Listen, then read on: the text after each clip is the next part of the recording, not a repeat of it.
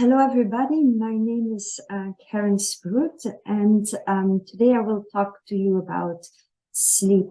I would like to thank the organizing committee for the invitation to talk. And so my talk will be divided into three sections. So what do we know about sleep? What are the most common issues?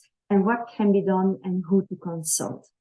So sleep is defined based on our brain waves and also on our eye movements, the muscle tone, as well as cardiorespiratory functioning.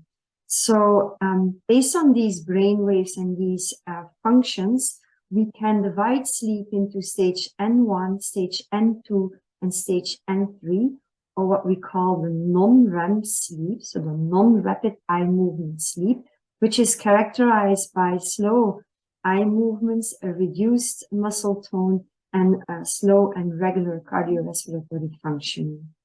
We also have the REM sleep, or the rapid eye movement sleep, which is a paradoxical sleep or a paradoxical stage, because we have rapid and or fast random eye movements.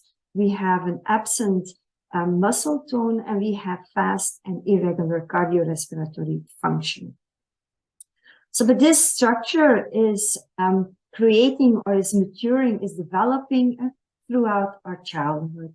And so when we are as adults, when we go to bed, we fall asleep, and that is, we spend some time in stage N1, then we will go to a slightly deeper sleep, which is stage N2, and then we will spend some time in the deepest sleep, stage N3. Sometimes the sleep becomes a little bit lighter, and we might turn, and then, as you can see, our first REM sleep starts. So this is called sleep cycle. So the cycle from non-REM all the way becoming a little bit lighter sleep, and then our first REM period or REM episode. Depending on our sleep duration, we will have 4 to 6 of these sleep cycles, because in adults, a sleep cycle lasts about 90 to 110 minutes.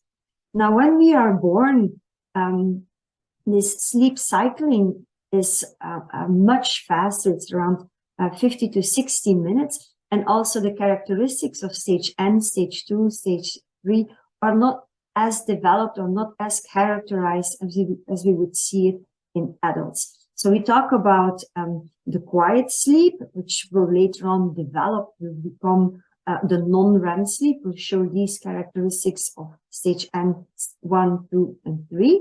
And we will have as a baby, we will have active sleep, which will develop, which will mature into the rapid eye movement sleep. And also, as you can see here, so this baby falls asleep in REM and then spends some time into the lighter non-REM sleep, as well as in the deeper sleep.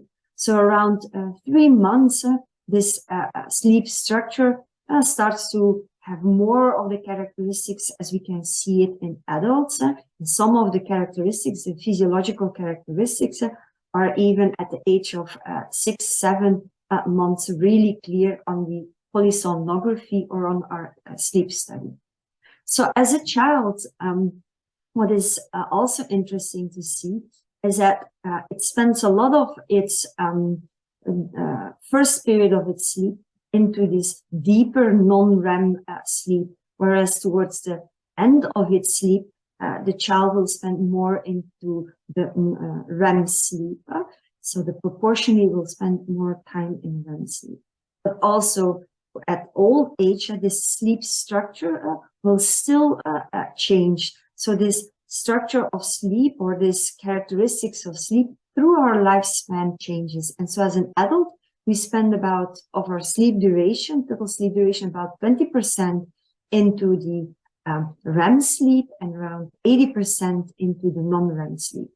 But as I just said, this is not the case when we are born. So when we are born as a newborn, you spend about 50% of your sleep time in this REM sleep and 50% into this non-REM sleep. And as this figure is showing, this proportion will change throughout your life.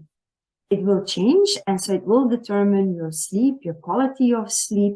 And then there's another element comes into play, and that is what we call the two-process model of sleep, which explains that throughout the day, the sleep pressure will increase. So the homeostatic, the drive, the need to sleep will increase. And at the same time, the circadian rhythm, the biorhythm, will try to keep us and push us to remain awake up till a certain point in the evening, where actually they will start to promote, the two processes will start to promote towards sleep, and they will make sure that we can actually remain asleep and fall asleep, remain asleep, and be repaired and refreshed for the next morning. So it is a distribution of the REM and the non-REM sleep, the characteristics of the non-REM sleep, as well as the homeostatic pressure, the sleep pressure, and the circadian rhythm, all combined as a cocktail, will make up our sleep, our quality, our duration, and our timing of our sleep. So that is sleep in a nutshell. So what are the most common issues of sleep in individuals with Rett syndrome? So first we need to know, in terms of typically developing children, if they come to the sleep clinic, they will sleep about 8 hours, and they will spend about 25 minutes to fall asleep. And during the period that they are asleep, during this time, this 8 hours, they spend around half an hour, 30 minutes being awake, spread out over that sleep period. So if you look at this distribution of the sleep stages across the sleep duration, it's around 7%. They spend of their time in stage 1, 40% in stage 2, 30% in stage 3, the deep sleep, as well as 20% in the REM sleep. Now, if we combine all the polysomnography or all the sleep studies done in children or people or individuals with Rett syndrome that are published in literature, then and who also come to a sleep clinic, you see that they sleep about 7 hours, that the sleep onset latency, so the time to fall asleep, is about 20 minutes, and that the period to stay, that they stay awake throughout this sleep duration is around 66 minutes. So you can also see here that the percentage in stage N1 is 8%, in stage 2 is 40%, in the non-REM stage 3, so the deep sleep, it's 35%, and in the REM sleep, it's about 60%. If we group data in the literature in a different way, the literature of cases, so only one child being reported in a scientific paper, or 2 or 3 or a couple of children reported in the literature, if we combine all those data, they also come to a sleep clinic.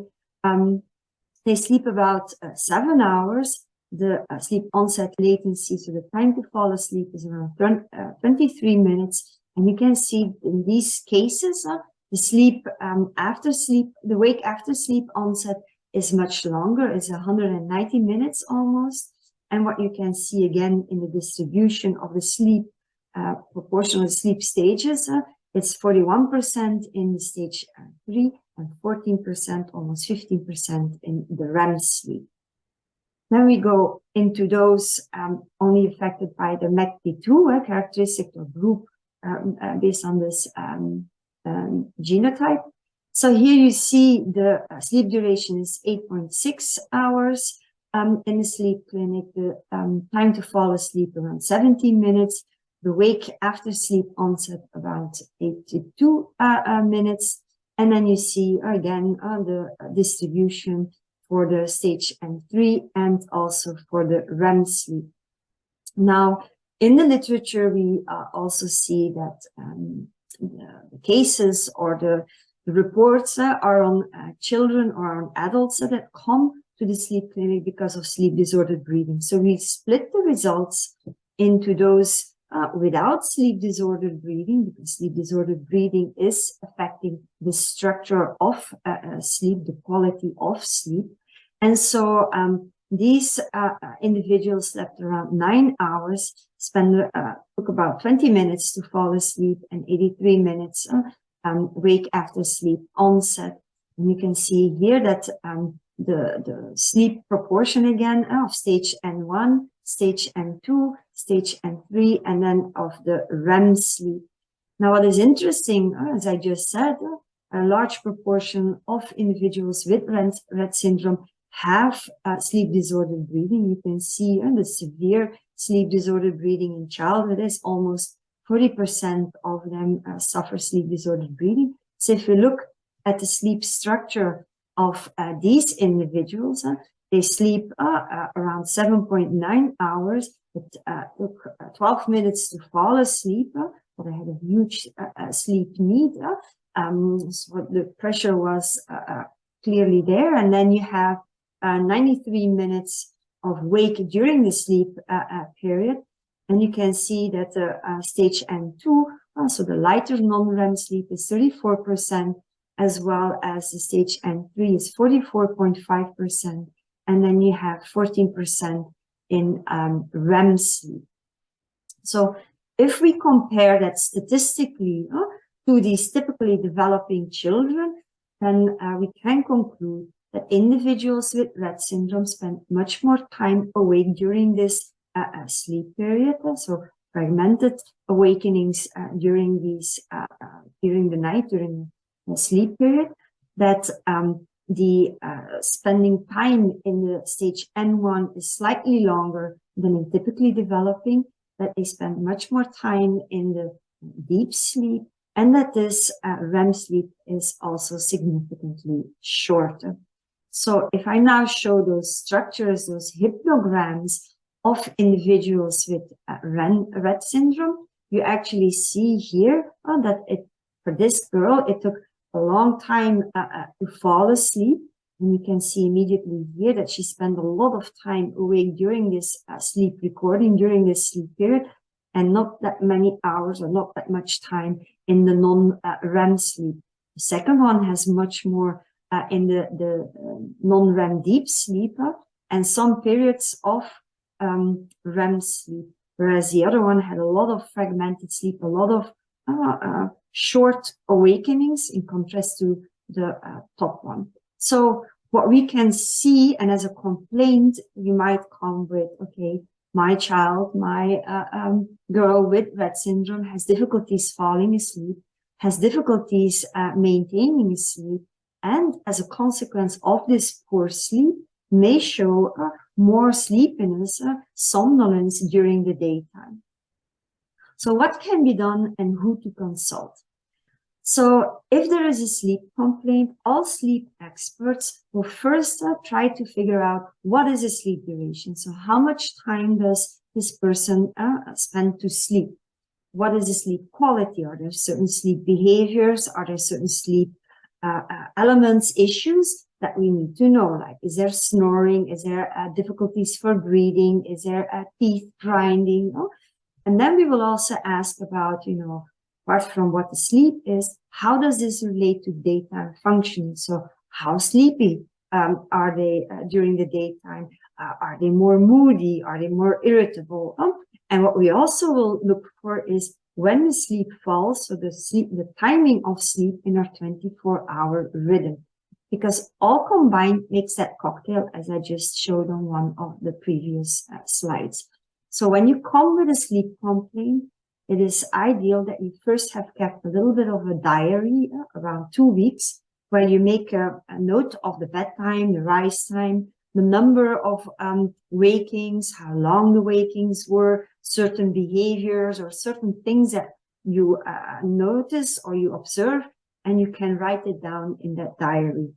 We will also ask you to talk to your primary care physician about it, because often with individuals with a neurodevelopmental disability, that they will think that the sleep issue is a comorbid element, is a comorbid symptom.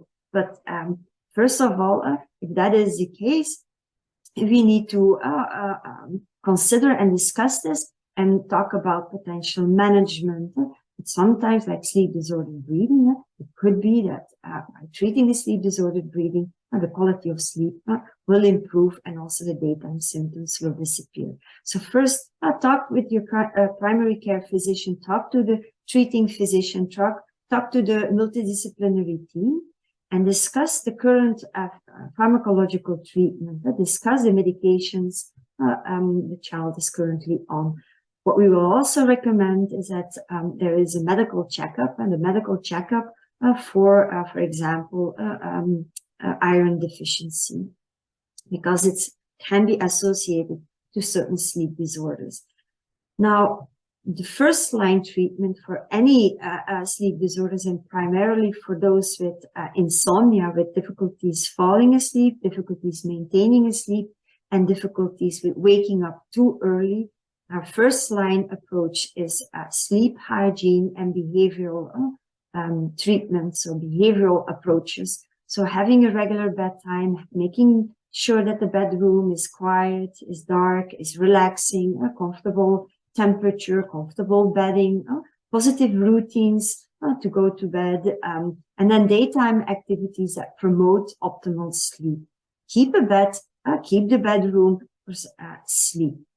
Now, pharmacological management could be, and is reported in the literature, but few cases are reported with respect to Rett syndrome. That is melatonin or a dopamine agonist or GABA agonist or polytherapy. But I would really like to stress that there's too few studies on pharmacological management in Rett syndrome to make any firm recommendations. So I would highly recommend you to talk with your treating physician, to talk with the multidisciplinary team, and to check the current pharmacological treatment, and to implement all these behavioral approaches to the little issues that might surface, and then take it step by step to work towards an optimal sleep of your child. So with this, I'd like to thank you for your attention, and I'm looking forward to your questions. Thank you very much.